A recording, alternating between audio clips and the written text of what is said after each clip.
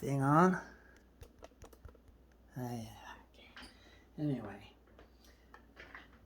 gonna go through hooking up one of these little VRC adapters. This one isn't fully done yet, but it should have a little color coding for what channels are what color wire, and that can change from batch to batch depending on what wires are being used. Here's an example, different colors. And it's my original. So I have to put that in there,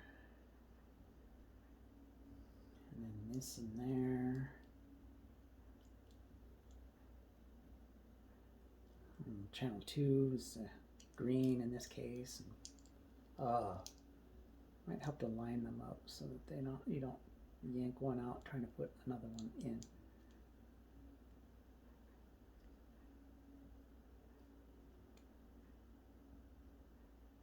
There we go. Green, blue, purple. And plug it in to USB. Lights up. That's good. That's a good sign. Options, control options. Let's see if it just does anything out of the box. Oh, it's disconnected. That's good because I switched from one to another. And it shows up as a Leonardo. That one was a micro, and they're basically the same thing. Hey, but just to make sure, I'll go for the calibration like you're hooking this up for the first time. Properties, settings, calibrate, next. Don't touch anything, next.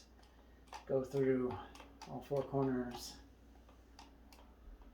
a few times. I just next, and then set that, and then on the Sanwa, that channel 3 is this button. At least that's how it's mapped right now. And you can see it's not showing it very well on the bar, but on the raw data it is changing a lot.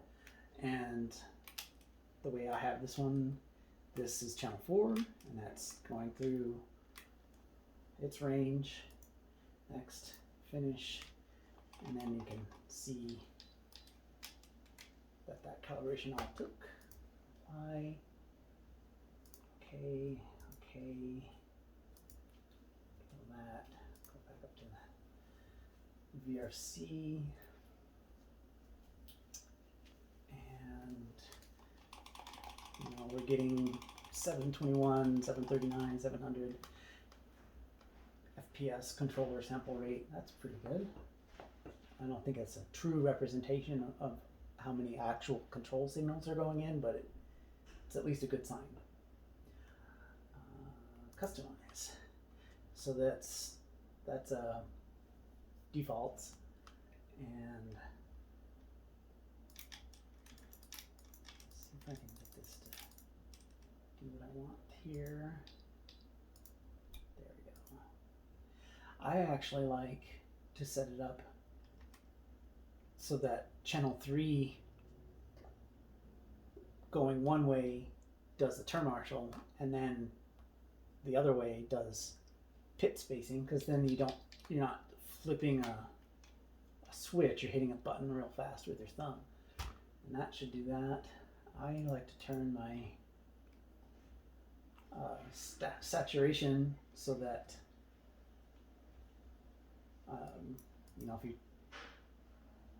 if you have it too low, it'll hit full throttle when you're not even close to full throttle.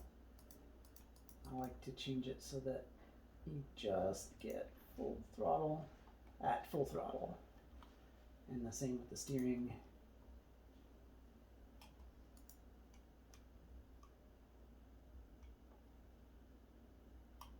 So that when you actually get to the end of the range, you're fully at 100%. It's not getting there before. So, okay. And,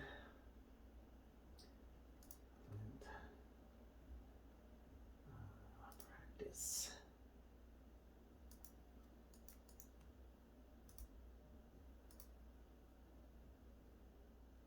Oh, I haven't downloaded this one. I like to do this type of practice so that you get the conditions 100%, and maybe if you've clicked on someone else's result, you see what they were doing to get the time they got. That's just another quick tip. And I also, like if I'm practicing, I actually get it to where they're in the pit and pause it. That way they're not in the way.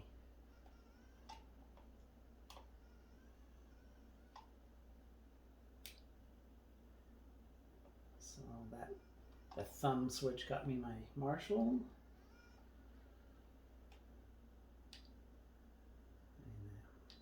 And my pit. So there it is.